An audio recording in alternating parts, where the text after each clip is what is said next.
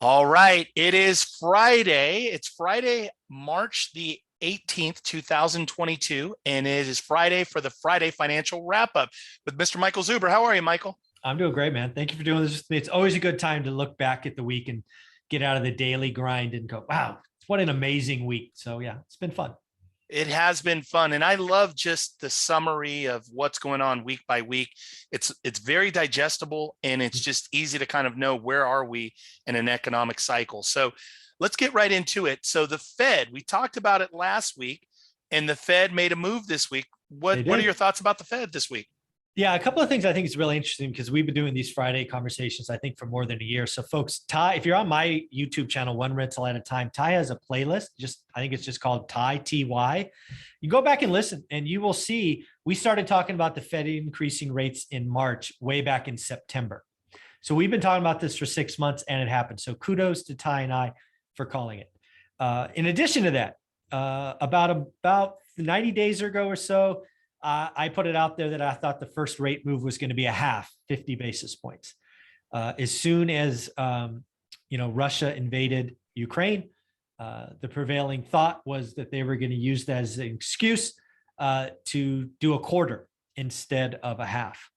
I have long since felt that half was the right move, and I kept saying it over and over and over again, knowing full well that they were going to chicken out and do a quarter. So kind of happened as expected. What has happened since then? Just 24 hours later, we've had two Fed presidents, James Bullard, who was the only Fed president to dissent from the quarter point. He wanted a half. He came out and said, the Fed funds rate needs to be 3% by the end of the year. If you're in the real estate business, you're in the mortgage business, you're a real estate investor, that should send shivers down your spine. Because if the Fed funds rate is 3% in December, just if, it probably means the 2-year is 5%, maybe 5.25%. The 30-year mortgage is probably 6.5 or 7 owner occ, and probably 7.5 or 8 investor. Think about that. Right. So wow. It's food for thought. So again, man, dude, I put out that 50-year spreadsheet. We've talked about it a bunch. The people that won the 1970s were anybody who bought real estate in 70 or 71. Before inflation took off, before interest rates spiked. Because again, 30-year fixed rate debt, inflation is your friend, right? I have a shirt that says inflation makes me rich. Ask me how. It's just everything we talk about is happening right now. It's fun to be right, I guess. Yeah, it's so good to know what's going to happen and kind of see this as things are unfolding. One of the beautiful things I love with you, Michael, is something's happening right now in the economy, the Fed, interest rates, the 10-year, Wall Street, whatever it is. And then you're looking at it from the perspective of what does this mean to Main Street, the middle class, to investors, real estate investors specifically. So yeah, I put out a meme. If you follow me on Instagram yesterday, I also think I put it on my Facebook page. That was really telling. It was basically 4 people were in the meme, 4 pictures. One is a dad playing with a young child on the side of a pool, right? Dad's in the water, kid is on the side. So the Fed is the dad in this example, and Wall Street is the kid jumping in, right? The Fed is taking care of Wall Street. Off to the side of dad, you have another child who's drowning, struggling, right? Head is just above water. And that is businesses. And then in the final frame, you have the middle class. Let's just say they didn't make it. That's what the Fed did. The Fed took care of Wall Street, not Main Street. And I was very disappointed. I went on a 10-minute rant yesterday about how disappointed I was in the Fed because they blew it. They just blew it. Interesting times for sure. So let's continue. Mm-hmm. What happened with retail sales this week? Got another one right. Retail sales are down, and retailers are going to be a problem going forward. We were kind of confused because January retail sales were strong. Lo and behold, there's an accounting shenanigan trick unbeknownst to most people When you give your friend, your family, your daughter, your husband, your wife a gift card for Christmas, that doesn't count as retail sales. It only counts as retail sales when they go into the store in January and use that gift card. So what we saw is an artificial bump in January from gift card usage. Retail sales were down. We've bought enough stuff. Retail sales were down like 3.5% for stuff. Retail sales were up for gas, right? Retail sales are not inflation adjusted. It doesn't say we bought more gallons of gas. It says we spent more on gas, because again, gas is up like 35% or 41% or whatever it is. So again, it artificially looks good, but that's not a good reason for retail sales to be up. So in the end, I believe the consumer is far less strong than the media wants us to think. And retail sales, again, once again, proved I was right, that retail sales disappointed, just like I called for it about 6 weeks ago. Very interesting times. And again, I love that you're right on point. So let's go to the next topic, which is home sales, which of course for real estate, right? We're a real estate audience. We're all interested in real estate, whether that's owning a home, buying a home, the home you live in, or buying more, adding to your portfolio. Mm-hmm. What did you see this week with home sales? I got another one. Right. I've been telling you, again, I have to speak nationally, right? I have a national audience, frankly, a worldwide audience now. So I've been telling you a housing slowdown is coming. And a housing slowdown always starts on the demand side. Again, we have enough inventory. It's just being consumed at record levels, right? The average day on market, even today, is 18 days. That is stupid fast. It's just stupid fast. But what we saw today is sales were down 7.2%. Month on month. We sold 7.2% less homes in February than January. We are now seeing, as of Wednesday, I mean, this is like shocking news, again, that I was right. I'm having more real estate agents, more brokers come to me and say, Michael, you're right. I'm having mom and pop buyers, first-time buyers, investors go, I give up. I'm not buying. Gas is too expensive. Houses too much. Interest rates. There are people who have been looking for 2, 3, 4 months, finally got a deal. Went back to their mortgage broker, and the mortgage broker had to tell them, unfortunately, rates are up 1.5 points. 1.5 points. Wow. That changes the equation. So again, real estate sales are going to slow down. Mortgage brokers are going to slow down. I've been telling you this. You can go back and look at Ty's playlist. I've been telling you this is coming. It is starting right now. Now, some of you in California will be telling me, you're wrong. It's not happening in my market. Okay, fine. Just wait. It's coming. Markets do not all act the same. I'm giving you national statistics that you can't argue with. It will come to your market. May not be there yet, but it's around the corner. So you can either ignore what's about to happen or get ready for it. So very interesting times. It's interesting too that as I'm looking at rates, interest rates, I mean, it's crazy. Everything I feel like feels like a week ago. It could have been 6 weeks ago, 3 weeks ago. It felt like everything had a 3 in front of it. yeah. And now everything has a 4 in front of it. And so, dude, if you're an investor, it has a 5 in front of it. Yep. If you're borrowing money from institutions, you better pay attention. With that said, we're going to talk about stagflation and inflation. Mm-hmm. And then, Michael, I want to finish with, I think a great way to recap this is talk about what does this mean to the investor. It's a good day to do a great deal. We need to finish strong so that people really understand, if you're an investor watching this, what does this really mean to you? So let's go back to stagflation versus inflation. What is stagflation? Yeah, so stagflation, again, from an economic definition, is basically high inflation and low growth. So let's put some context around. Think about GDP growing at 1%, below trend, 0.8, 1%, something really low. The key is not negative, right? So still a positive number. In an environment where inflation is north of 6%, that is stagflation. It is a era that we have not seen since the 1970s. It is technically defined as icky. It's just yucky. Everything costs more. It's no fun. You're not growing. It's just it's not what you want. In fact, it's probably one of the worst fears for the Federal Reserve. A recession is when you have negative GDP growth. So again, stagflation, you have very marginal positive growth. Recession is where GDP goes negative.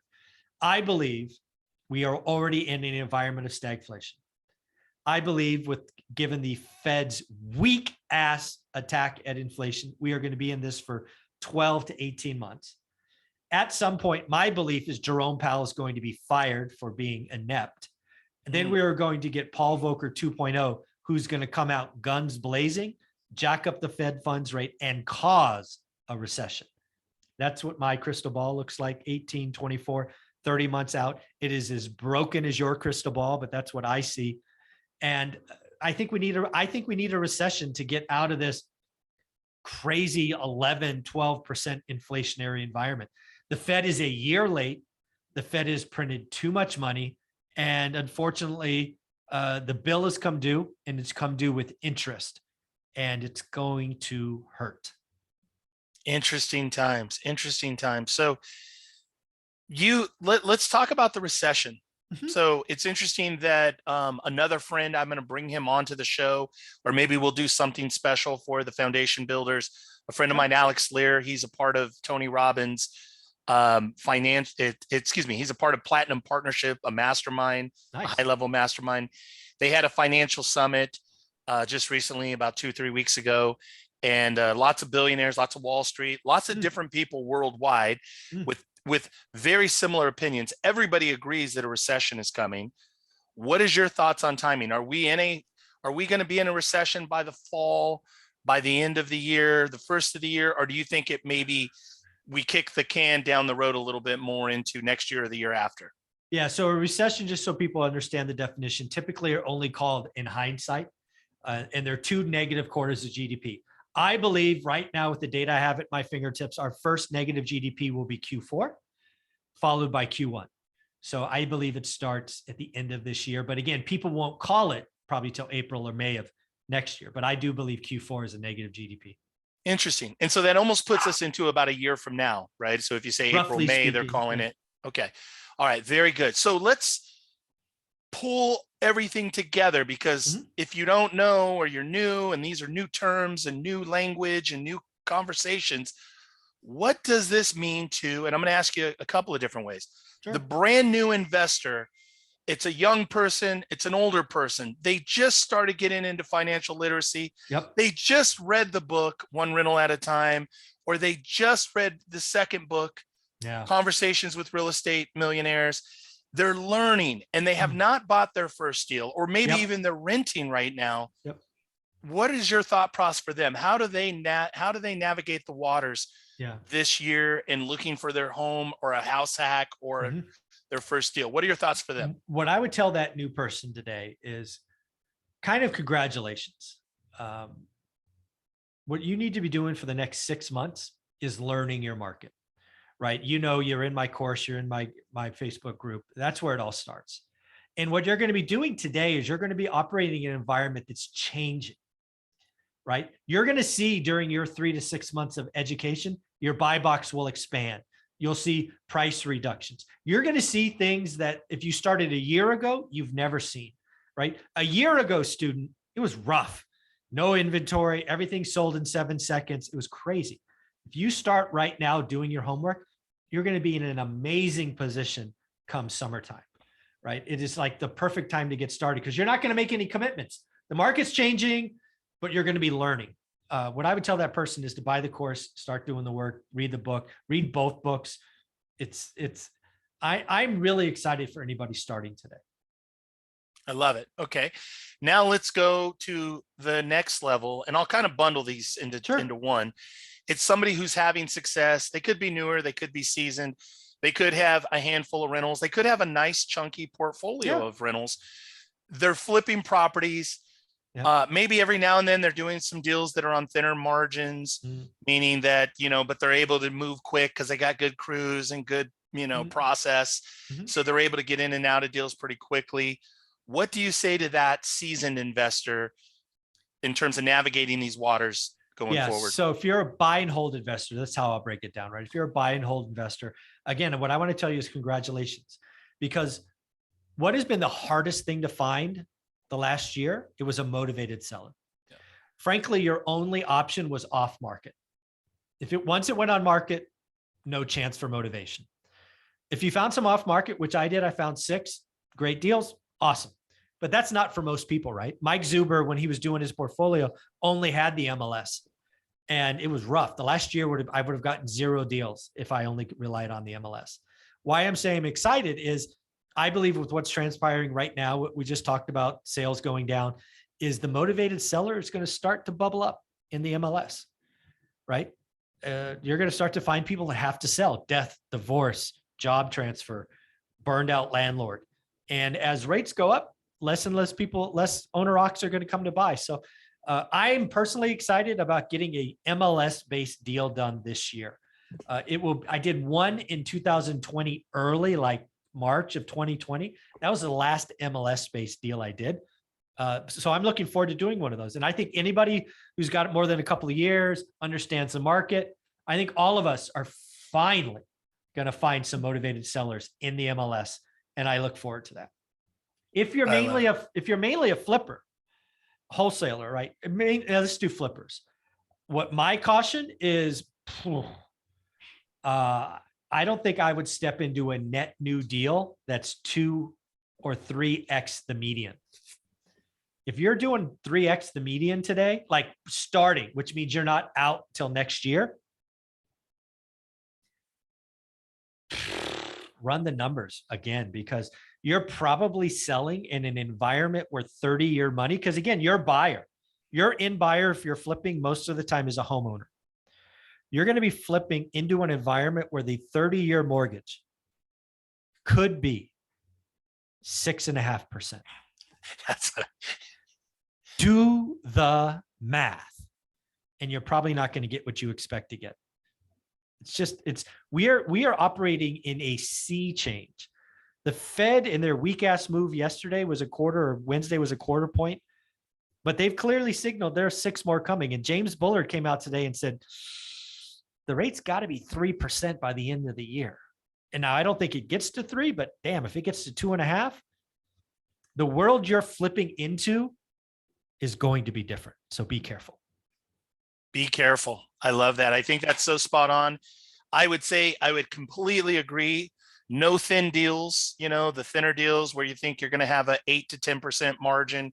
Any kind of little hiccup could kill your deal, ruin your profit, and or lose you money.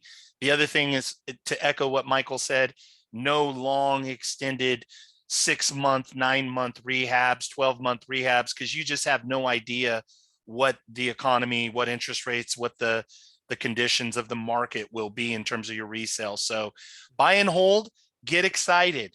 Lots of creative seller financing deals, sub 2 deals, I think, are coming. I think they're going to be real strong as we go into the end of the year, and then especially for next year. And Michael said it best. It's interesting, Michael. I'm working on my first MLS deal, an offer that I'm working on with another a student. Yeah, and it was something that he brought to me in the Sacramento region. I don't know if it's going to come together or not. But when was the last time you worked on an MLS-based deal? Forever. Year at least, right? Exactly. They're coming. This is awesome. I love it. I love it. So excited. Michael, thank you for all that you share, for all that you do, all the extra work you put in. Folks, buy the book, get involved in the course. You can find out more information about his course. I'm a member of his course. I love his course. Everyone I know that's in the course loves the course. You're going to learn so much. And not only that, but the deep details. Right? Everybody tells you the easy stuff. He goes into the deep details to sustain and win, especially in a changing environment. You can go to onerentalatatime.com. Michael, thank you for all that you do. Have a great weekend, brother. Thank you. You too. You got it.